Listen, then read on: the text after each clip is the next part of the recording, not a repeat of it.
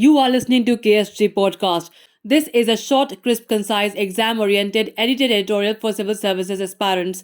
The source is Narayan Ramachandran's article for The Mint.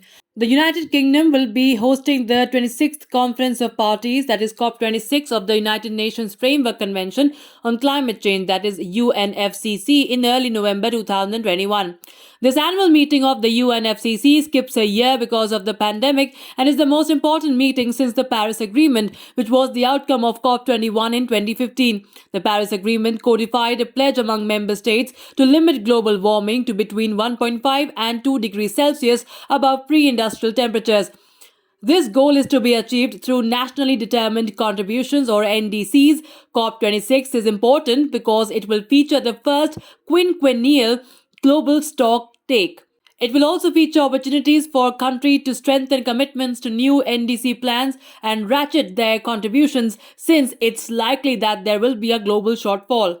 The Intergovernmental Panel on Climate Change, that is IPCC, is the organization that provides regular assessments of the scientific basis of climate change, its impacts, future risks, and options for adaptation and mitigation. Like the UNFCCC, the IPCC has nearly 200 countries as members, representing almost all of mankind. The IPCC has been at the vanguard of the evolution of climate science over the last 3 decades. While it does not conduct its own scientific research, it assesses and synthesizes scientific output from around the world.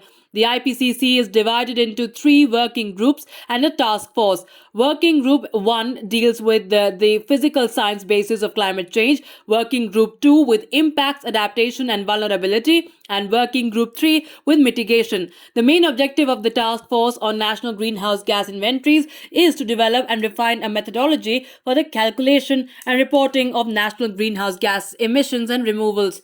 In a landmark report released in 2018, the IPCC evaluated the potential impact of a 1.5 degrees Celsius temperature rise compared to 2 degrees Celsius.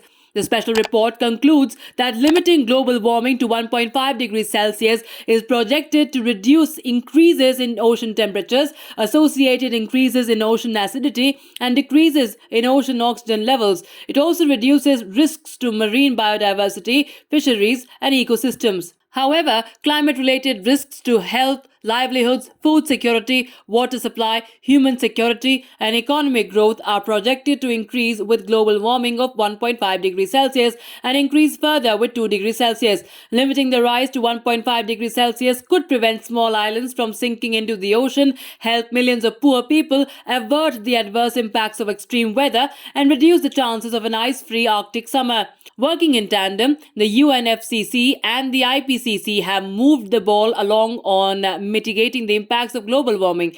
COP26 is important also because the US returns to the table after a gap of several years.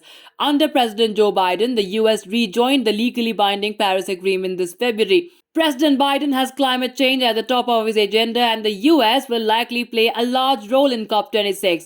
Washington had announced earlier that it planned to cut emissions at the end of this decade by 50% from 2005 levels. Under its special climate envoy, John Kerry, it is likely to set a more ambitious target at COP26.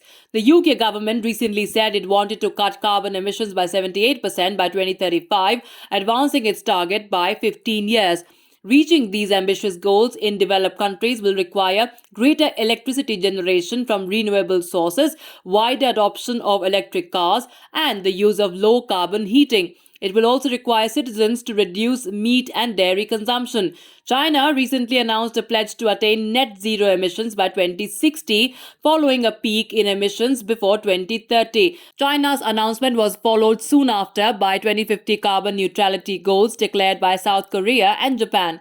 The COVID pandemic has distorted the planet's progress towards the mitigation of carbon emissions. While widespread lockdowns dramatically reduced emissions, economic policy responses around the world have not been uniformly green. The unequal impact of the pandemic on poor countries and the indigent within each country is likely to exacerbate any future impact of extreme weather events and climate change.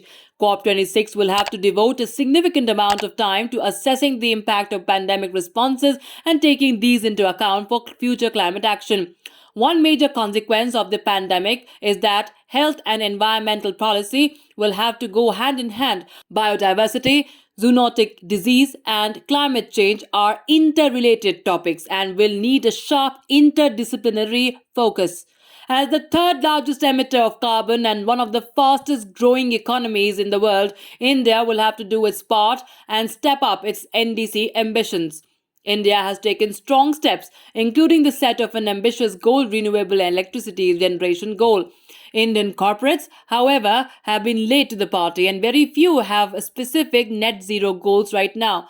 India's NDC ambitions include a reduction of 33 to 35% in emissions by 2030 from 2005 levels, the creation of an additional carbon sink of 3 billion tons CO2 equivalent through forest cover, and the use of transfer technology for mitigation and adaptation in the years ahead.